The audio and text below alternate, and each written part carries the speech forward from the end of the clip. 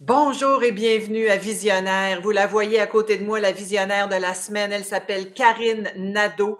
Et Karine Nadeau est la fondatrice de business.ca.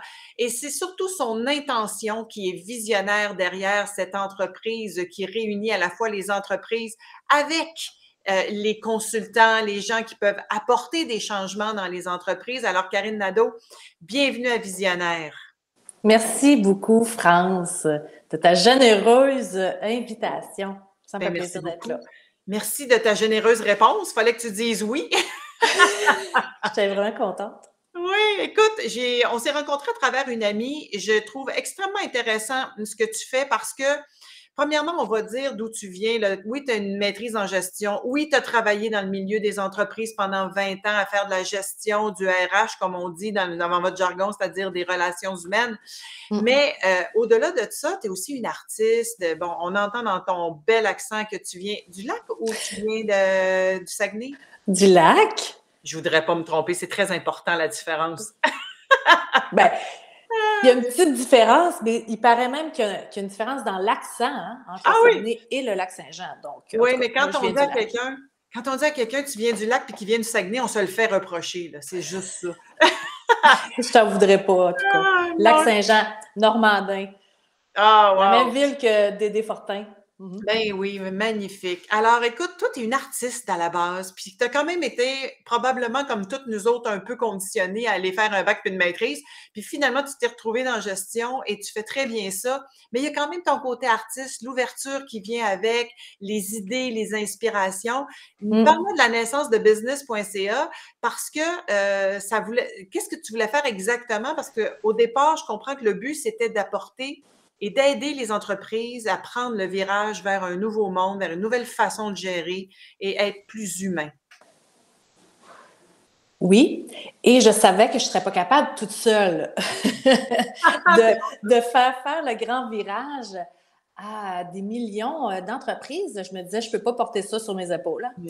Mais j'ai toujours été une consultante très innovante, une consultante qui arrivait dans les entreprises avec des idées assez farfelues. Hein? Tu me parlais de mon côté artiste. J'avais même monté une formation qui s'appelait le théâtre au travail, juste pour te dire à quel point j'ai toujours aimé les choses qui n'existent pas. Donc, je t'en parlerai une autre fois, théâtre au travail. J'ai démarré business.ca il y a 4 ans avec l'intention d'offrir à toutes les entreprises le meilleur service. Alors, quand une entreprise, des fois, me téléphonait pour me dire, par exemple, as-tu quelqu'un, Karine, qui ferait de la structure salariale? Ou Karine, peux-tu faire de la structure salariale? Puis là, je me disais, mais moi, je ne suis pas super bonne en structure salariale, mais ça me prendrait une équipe. Puis là, une équipe, dans le fond, infinie. Puis je ne voulais pas m'embaucher des salariés pour faire ce que les entreprises ont besoin. Donc, je me suis dit, moi, là, je vais créer une grande, grande, grande communauté de tous les consultants du monde entier. Ils peuvent venir se joindre à nous et on va faire le lien, dans le fond, avec les entreprises, peu importe leurs besoins, puis trouver la meilleure ressource pour eux. Toujours la meilleure ressource pour eux. Alors, plutôt que moi, m'improviser bonne à faire une structure salariale ou bonne à faire du recrutement, je ne suis pas bonne à faire du recrutement. En fait, je suis capable, mais je ne suis pas la meilleure. Donc, je me suis dit, on va aller chercher toujours la meilleure ressource pour les besoins des entreprises. Comme ça, les entreprises vont faire un step bien plus grand parce qu'ils vont toujours être accompagnés des meilleures personnes. Donc, boum, boum, boum, ils vont pouvoir avancer et être toujours à l'avant-garde et réaliser leurs objectifs plus rapidement puis devenir des entreprises performantes. C'est ça. Puis quand on va sur ton site Internet, et là, j'en montre juste une petite partie, là, je pourrais vous montrer, bon, business.ca ici, mais quand on va sur ton site, on comprend que ce que tu veux, dans le fond, c'est réunir, oui, tu viens de le dire, la crème de la crème pour aider les entreprises, mais le mot union est important. Tu Très. parles aussi d'innovation humaine, d'évolution dans le monde du travail, et j'aimerais ça entendre ton objectif en arrière de tout ça. On va revenir à comment tu fais ça, puis comment tu recrutes tes consultants, mais j'aimerais entendre ton intention parce qu'il y a aussi l'intérêt ou en tout cas l'objectif d'amener plus, je dirais, de lumière dans les entreprises, peut-être plus de conscience, peut-être plus d'amour ou en tout cas qu'on prenne soin en plus des employés. C'est quoi ton objectif en arrière de tout ça? Ben, en fait, il y a l'objectif ultime, là, c'est la co-création. Oui. Alors, si je pars de ma propre business, là, avant de parler de mon client, là, ma propre business, c'est de toujours co-créer des solutions avec mes consultants. Par exemple, la semaine passée, une cliente m'appelle, me dit: T'as-tu quelqu'un qui fait de la formation en gestion de la clientèle difficile? Alors, moi, j'ai affiché le mandat dans le groupe, j'ai eu plein de consultants, formateurs intéressés par ce mandat-là, et j'ai jumelé deux expertises, deux personnes qui ne se connaissaient pas du tout. Boum, on a monté une formation plus complète que si c'était qu'une seule personne. Donc, pour moi, c'est vraiment important que chacun utilise son talent au bénéfice de la société, au bénéfice de tout l'écosystème. Donc, c'est la même chose dans les entreprises. Quand on embauche une personne, il faut être certain que ce soit son talent qui va être mis à contribution. Alors, pourquoi des fois on embauche une personne, mettons, secrétaire ou, je ne sais pas, adjointe administrative ou adjoint administratif, avec une description de poste, boum, boum, boum, boum. Et dans ça, il y a peut-être un quart des tâches que la personne va avoir du plaisir à faire, puis le trois quarts, elle n'aime pas ça. Donc, les organisations sont en train de se transformer et pour moi, la consultation est une des solutions à cette transformation-là parce que les travailleurs autonomes peuvent toujours faire la bonne tâche au bon moment puis pas s'empêtrer avec le reste. Voilà, c'est ça. Et aussi, avec chacun des travailleurs autonomes que je présente aux entreprises, bon, on les fait évoluer parce que chacun, moi, c'est comme une grande story. Là. Quand je rencontre une entreprise, là, je me laisse tellement inspirer par son histoire, par ses intentions, par à quoi elle sert, cette entreprise-là dans notre écosystème, parce que les entreprises sont des âmes. Hein. Les entreprises, c'est un être qui a un rôle à jouer sur la planète. C'est pas là pour faire de l'argent, le business. Une entreprise, c'est là pour jouer un rôle important. Oui, il y en a beaucoup des entreprises maintenant qui sont rendues à un niveau où sont plus dans les actions, les actionnaires, faire du cash, c'est ci, puis c'est ça. Mais quand le fondateur a créé cette entreprise-là, il y avait une intention, une mission. Il y avait un rêve. Il y avait un rêve, une rêve. mission en arrière de ça. Fait que moi, je me reconnecte à ça, là. Même si la personne ne m'en parle pas, là, quand elle me présente son entreprise, moi, je le sens, là. Puis je me sens vibrer par ce qu'elle dégage, puis comment elle va continuer à contribuer à notre belle évolution. Parce que si on n'avait pas les entreprises, on ne serait pas rendu là, là. On a besoin d'eux autres. Et toute notre économie, entre autres au Québec, en tout cas, est basée sur les PME, les petites et les moyennes entreprises. Tu parles des grosses, les grosses, à un moment donné, peut-être que ça devient impersonnel parce que ça devient trop gros, mais les petites et moyennes entreprises, ce sont des grandes familles finalement. Et là, tu as dit un mot sur lequel j'accroche beaucoup et c'est le mot talent. Moi, quand j'enseigne, et j'ai un atelier qui s'appelle le mandat de vie, entre autres, là-bas, quand j'enseigne, j'essaie d'amener les gens à se découvrir dans leur talent, dans leur don naturel, dans leur essence, qui ils sont réellement pour pouvoir mieux contribuer à partir de ce talent-là. Parce que quand on fait ça, on a du fun, on est heureux, on est joyeux. Et c'est ça l'essence de l'être humain, là, être joyeux. Alors là, tu as dit le mot talent, là, c'est tellement important parce que quand tu fais travailler, quand tes travailleurs sont en train d'exprimer leur talent, tu es sûr que tu vas les garder à long terme. Es-tu d'accord avec ce statement-là? Tellement. OK, fin de l'entrevue. Non, c'est des blagues. Non, mais c'est juste ça. Parce que chacun, comme tu sais, je disais, les entreprises ont une mission, ont une raison d'être. Mais chacun, comme tu dis, des êtres humains aussi ont une mission, une raison d'être. Donc, on fait le match, puis c'est bingo, hein? L'entreprise évolue, l'individu évolue, puis la société évolue. Parce que si une personne joue un rôle dans lequel elle n'est pas à l'aise pendant une semaine complète, bien, elle arrive chez eux le soir, puis elle bougonne, puis ça a une répercussion sur sa famille, puis ça a une répercussion après sur ses finances, puis du stress, puis c'est un cercle vicieux, on utilise mal les talents dans les organisations. Puis on n'est pas obligé d'être travailleur autonome tu sais, parce que souvent on se dit faudrait que je parte à mon compte pour pouvoir mieux utiliser mes talents, mais c'est pas nécessaire, ça. On peut rester employé et utiliser nos talents. S'épanouir. Ouais. Si l'employeur a compris ce que tu viens de dire, entre autres, et le met à exécution, le met en pratique. Écoute, on enregistre cette émission-ci parce que les gens vont l'écouter à peu près n'importe quand, mais on l'enregistre pendant la semaine de la Journée internationale des droits des femmes. C'était le 8 mars avant-hier. Et là, je parle à une femme. C'était voulu. Il n'y a pas de hasard que je voulais avoir quelqu'un qui vient me parler d'entreprise et de business au féminin. Parce que je veux ton opinion là-dessus. Qu'est-ce que tu en penses? Est-ce que l'arrivée des femmes massivement sur le marché du travail et l'apport des femmes dans les entreprises, quel rôle on joue à ce niveau-là, justement, pour l'évolution puis l'amélioration dans les entreprises, d'après toi? Ben, c'est le yin, hein, qui arrive.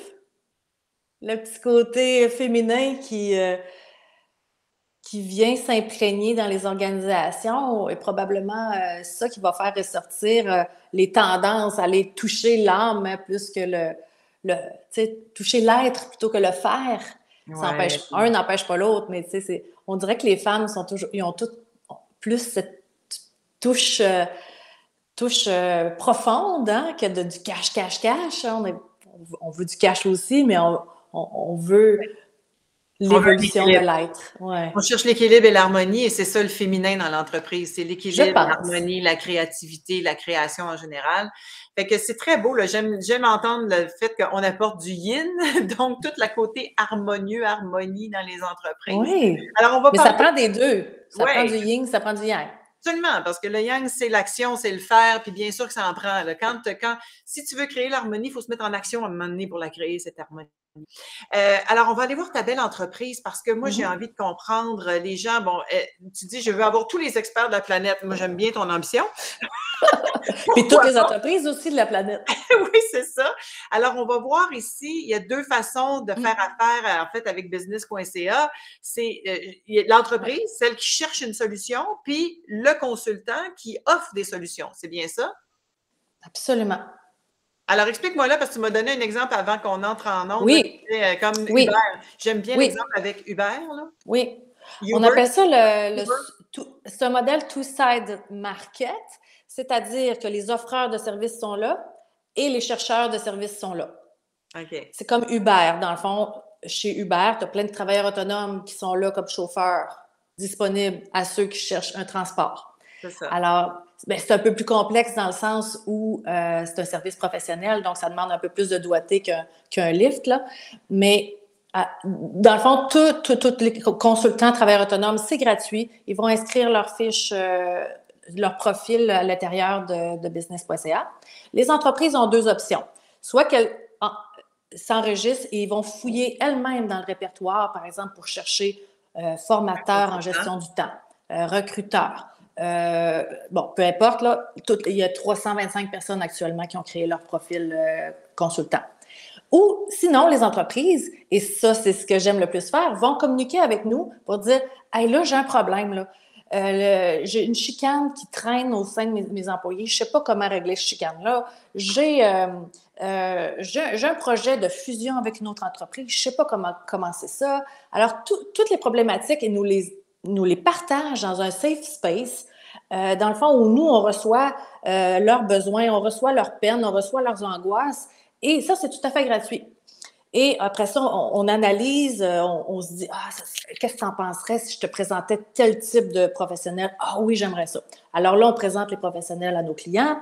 Là, après ça, ils vont nous dire, j'aime vraiment beaucoup ce que tu me présentes ou as-tu une autre alternative? Donc, tout ça, c'est gratuit. Et dans le fond, nous autres, après ça, on va rédiger une offre de service avec les bons professionnels. Puis, on va démarrer le mandat et on va gérer le mandat avec eux. On ne va pas les abandonner une fois que le mandat est commencé. On reste là.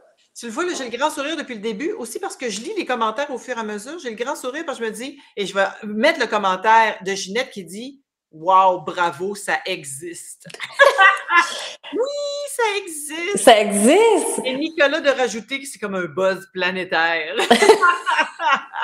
J'adore ça. Oui, ça existe. Et là, c'est fantastique ce que tu es en train de me raconter, mais j'aimerais ça que tu m'amènes un petit peu plus dans l'expérience. Donne-moi un exemple de, mettons, une business qui cherche quelqu'un, puis comment est-ce que tu vas le faire? OK, un exemple. Des exemples, il y en a presque à tous les jours. Là, pas presque à tous les jours, mais à tous les jours, il y a des entreprises qui nous contactent pour un besoin. Donc, on va souvent rapidement trouver une solution. Nous, en fait, sur la plateforme, là, on a un onglet qui s'appelle Mandat. Alors, moi ou les autres chargés de projet, on va aller écrire le mandat qui est offert aux consultants et tous les consultants le voient arriver dans leur courriel et ils vont aller cliquer sur « ça m'intéresse » s'ils sont dans cette zone de talent-là. Et après ça, nous, les gestionnaires de projet, on va aller sélectionner les bonnes personnes pour présenter à nos clients. Et si le client est d'accord, pardon? Oui, pendant que tu parles, je continue, je descends je fais le tour de ton site. Si le client est d'accord avec la proposition, on démarre le mandat et on accompagne notre consultant, on accompagne notre client tout au long du mandat pour voir comment ça va. Et si tout le monde est heureux, dans le fond, c'est important que tout le monde soit heureux. Et s'il y a des ajustements à faire, on va faire des ajustements à nous, les gestionnaires de projet. Une fois que le mandat est fait, on va amener notre client souvent à une autre réflexion, à une autre étape. Souvent, en fait, la fusion entre nous et le client, ça passe pendant le premier mandat. C'est là qu'on apprend à le connaître, c'est là qu'on apprend sa culture, c'est là qu'on apprend qui il est, c'est là qu'on apprend ses valeurs pour pouvoir, dans un deuxième temps, proposer un autre consultant qui va être, boum, encore plus en ligne avec les objectifs de notre client. Par exemple, souvent, on commence par un mandat, je dirais, relativement facile. Un client cherche un recruteur. Bon, alors on va trouver un recruteur. Là, après ça, on dit « Hey, ça te tenterait-tu de faire du marketing RH? On pourrait te proposer quelqu'un qui fait du marketing sur les réseaux sociaux. » Ah oui, j'aimerais ça.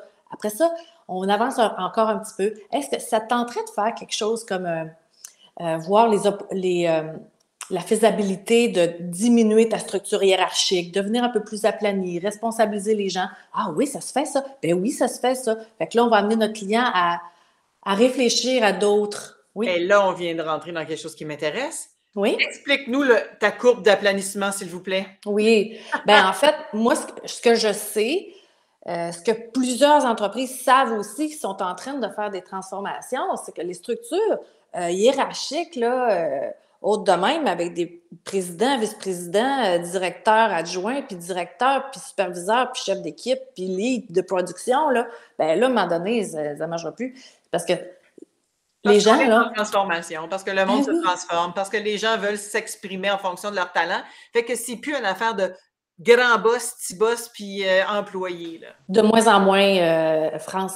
Il y a quelques entreprises, c'est sûr qu'on les compte encore sur les doigts de nos 10 doigts, là, de nos mains, mais des entreprises qui sont complètement aplanies, là, plus de structure. Alors, explique-nous, c'est quoi? OK, plus de structure. Donne-moi un exemple. Là. Il y en a une en Beauce. Tu m'en as parlé. D'ailleurs, j'ai essayé d'en jouer. Oui. J'attends toujours son retour d'appel. Oui, bien, tout le monde veut la rencontrer. Régitex. Oui. Régitex, c'est une propriétaire d'entreprise. Je pense qu'elle a maintenant légué à sa fille. Mais eux sont complètement aplanis. Des équipes autonomes, complètement autonomes. Par exemple, tu vas avoir des gens, des employés, disons, je pense qu'ils ne portent plus le nom d'employés, mais plutôt des collaborateurs ou peu importe. Bien, c'est eux qui vont décider entre eux, par exemple, si un employé, un coéquipier est toujours en retard ou livre pas, bien, c'est l'équipe qui va décider ensemble de lui demander de quitter l'entreprise. Il n'y a plus de patron qui va dire « Hey, là, toi, tu es toujours en retard, là, je vais te donner un avis disciplinaire, puis je vais faire ci, je vais faire ça. » Non, c'est vraiment ensemble les gens qui prennent leurs propres responsabilités, prendre des responsabilités d'achat d'équipement, prendre des responsabilités de rencontrer de nouveaux fournisseurs, peu importe, mais c'est eux qui savent qu'est-ce qu'ils ont à faire. Les gens sont intelligents, tu sais. Oui, on sait ça. Fait qu'on a plus révélation à visionnaire aujourd'hui, les gens sont intelligents. On n'a plus besoin de se faire dire quoi faire. Mais c'est parce que c'est culturel que c'est comme ça que ça marche. On a un job, puis on a quelqu'un qui va nous dire si on est bon, si on n'est pas bon, puis si on continue d'être là. Mais non, là, on fait tranquillement un tournant. Je ne dis pas que dans 2 ans, toutes les entreprises vont avoir un modèle libéré. Un modèle libéré. Alors là, on l'explique. Le modèle libéré, ça veut dire qu'on fait confiance au talent, à l'expertise de nos employés qui sont capables de s'autogérer, qui sont capables de s'organiser, de prendre de l'expansion, d'organiser leur temps aussi, organiser leur travail. Bref, Évidemment que la pandémie a dû accélérer ça un petit peu avec le télétravail, avec le fait qu'on a réalisé que, hey, on est aussi efficace. Et moi, je sais pas pour toi, là, mais moi, ça fait 25 ans que je suis travailleur autonome et j'ai réalisé que je pouvais faire en 4-5 heures comme travailleur autonome ce que je faisais en 8-10 heures au bureau parce que j'étais constamment dérangée. En arrivant chez nous, puis à faire ce que j'ai à faire de chez nous, ça me prend la moitié du temps, imagine. Alors, si non seulement je peux faire plus, si je veux en faire plus, mais si je veux aussi avoir un peu plus de temps pour moi, je peux prendre un peu plus de temps pour moi. Absolument. Tu vois, c'est ce qui s'est passé avec la pandémie et le télétravail. Ben oui, ça a accéléré. Ça a définitivement accéléré le mouvement. Puis ça a déchiré, par contre. Tu sais, c'était comme un peu trop vite, là. Oui. Imposé. Ça a été les entreprises n'étaient pas prêtes à ça. Là. Mon Dieu, comment je peux gérer du rendement si je ne vois pas mes employés, tu sais. Mais bon, là, on est en train de se réajuster là, avec est-ce qu'on oblige les gens à venir travailler au bureau? Est-ce que. Seigneur, là, on est là. Puis là, parle-moi d'une de tes réussites, entre guillemets, là, parce que je entends que le mot réussite ici, ça veut dire tu es content de ce résultat-là parce que ça a apporté des changements lumineux dans cette entreprise-là. En as-tu un exemple à me raconter? Ben, j'en ai plusieurs. On nomme personne, là. Nomme personne. Non, je nomme personne, OK, mais en fait, tous nos mandats sont des succès. Tu sais, on avait un gros défi d'embaucher, par exemple, une cinquantaine de chauffeurs d'autobus cet été.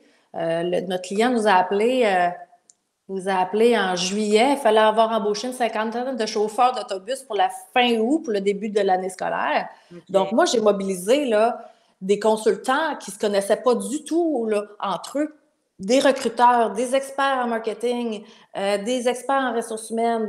Alors, toute une équipe on s'est réunis, puis on a réussi là, à embaucher des gens pour notre client. Alors, pour moi, c'était ça. C'est un succès de co-création parce que tout le monde a mis son talent le plus important à contribution pour cette entreprise-là. Puis moi, j'ai, dans le fond, aidé à pivoter ce projet, faire le lien avec le client, faire le lien avec les consultantes, parce que c'est plus toutes des femmes, pour que ça fonctionne. Alors, tu sais, c'est le genre de projet qui commence puis qui finit, là. Je veux dire, c'est pas éternel non plus, mais que c'est un succès. Si on n'avait pas eu ces talents-là, je sais pas si ça aurait fonctionné, tu sais. Ils n'auraient peut-être pas trouvé leur monde, effectivement. C'est une belle histoire, j'ai des frissons. Puis là, ben écoute, à travers ton travail, parce que j'ai des amis qui ont, entre autres, participé, j'ai un ami qui a participé à un de tes événements qui était sur le leadership quantique. D'abord. Ça te tente-tu de m'expliquer c'est quoi pour toi le leadership quantique? Ben, en fait, ton ami pourrait nous l'expliquer mieux que moi. OK, je l'inviterai une autre fois. Mais je peux te parler de l'événement, par contre. Oui, parle-moi de l'événement. Parce que c'est quoi le leadership quantique? Juste d'entendre ça, pour moi, là, c'est jouissif, là, parce que c'est comme, OK, on commence à comprendre, parce que le mot quantique explique, dans le fond, derrière le mot quantique, il y a la rencontre de la lumière et de la matière.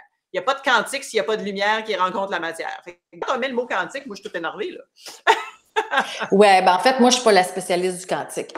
C'est que l'événement, ça fait 2 années qu'on le fait, on va le refaire cette année, ça s'appelle le Forum Préscience. Forum Préscience, c'est qu'on se projette dans 10 ans. Oui. Puis là, on a des experts du monde du travail qui viennent nous raconter comment ça va se passer dans 10 ans. Donc, on a fait le Préscience 2030, on a fait le Préscience 2032. Cette année, on va faire Préscience 2034. Puis là, dans 2034, là, ça va ressembler à quoi, là, la techno? Ça va ressembler à quoi les jeunes qui ont aujourd'hui 15 ans, puis ça va être eux qui vont avoir 25 ans? Là? Qu'est-ce qu'ils veulent, eux autres? De quoi ils vont avoir l'air? Puis nos entreprises, comment on doit se préparer à eux? La rémunération, ça va ressembler à quoi? On va-tu payer les gens encore à l'heure? Tu sais, l'intelligence artificielle qui vient se mêler à ça. Et le leader quantique, lui-ci, le leader, l'entreprise devient une nouvelle entreprise, devient une terre d'accueil, en fait, pour tous ces gens-là qui vont venir s'épanouir et permettre à l'organisation de passer, elle aussi, à un niveau d'épanouissement. Oui, Donc, qui vont venir exprimer qui ils sont à travers l'entreprise en question. Parce que, tu sais, oui. nos jeunes, ils veulent plus travailler pour rien, ils veulent plus s'investir 60 heures semaine s'il n'y a pas quelque chose au bout de ça qui leur permet d'être plus joyeux, plus heureux, plus épanouis, comme tu le dis. Alors, ils ont compris quelque chose que nous autres, on n'avait pas compris à l'époque parce qu'on n'était pas rendus là, tout simplement, là. Mais là, Ouais, on est c'est rendu là. ça.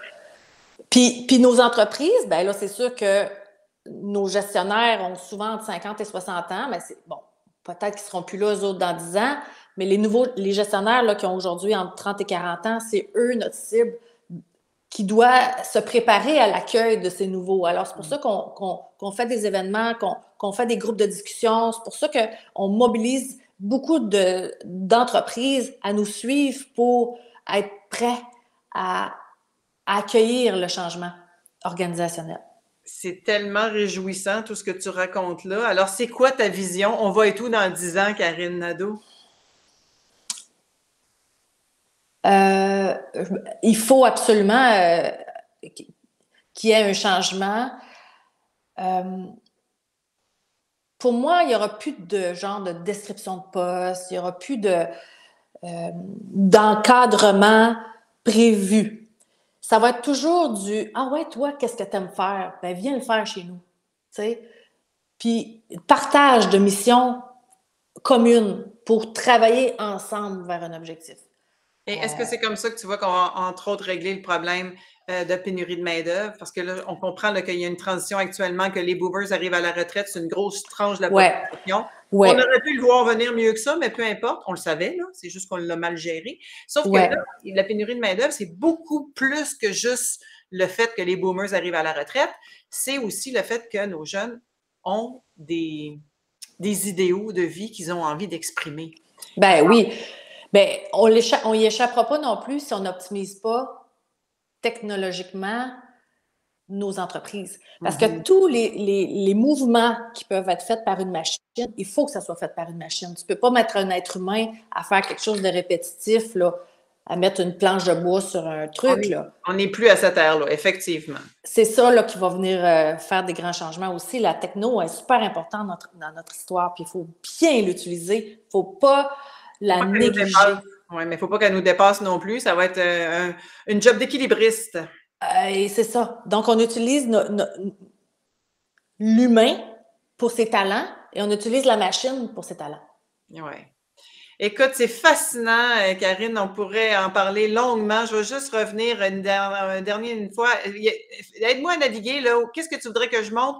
Et inviter les gens qui sont peut-être parmi les gens qui nous écoutent, à la fois soit des entrepreneurs, soit des consultants qui pourraient offrir leurs services. Ouais. Aller visiter ta plateforme business.ca. Hein, Avec un Z. BUSNESS avec un Z, business.ca pour aller offrir vos talents tant d'un bord que de l'autre. Hein? Oui, oui. C'est vraiment simple. Puis c'est sûr que si les entreprises, ça ne leur tente pas de se créer un profil d'entreprise, là, ben, il y a un petit bouton là en bas, contactez-nous, poum, poum, direct. Puis on a un courriel de eux qui disent on aimerait vous jaser. Et on va jaser, là, puis il n'y a pas d'obligation de dire ça coûte quelque chose, puis comment ça coûte. Non, tout est gratuit parce que je veux vraiment accueillir toutes les demandes et après ça, on va trouver les bonnes solutions. Donc, c'est hyper simple. Excellent. Moi, je pense que je vais aller mettre mon nom sur ton business.ca. Hey, j'aimerais ça que tu à sois aller là. raconter. On termine avec des beaux commentaires. Bravo, mesdames. Oui. Puis Ginette qui revient en disant Waouh, c'est inspirant, rassurant, sécurisant pour l'avenir. Tellement d'accord. Alors, merci beaucoup, Karine. Merci d'être cette visionnaire dans le monde des affaires parce qu'on en a cruellement besoin. Ça reste que c'est le support, hein? C'est la vache à lait. Les PME, c'est la vache à lait Ben, de notre économie. Ça nous nourrit à tous les niveaux. Alors, heureusement, il y a des changements magnifiques qui s'en viennent, puis on a confiance.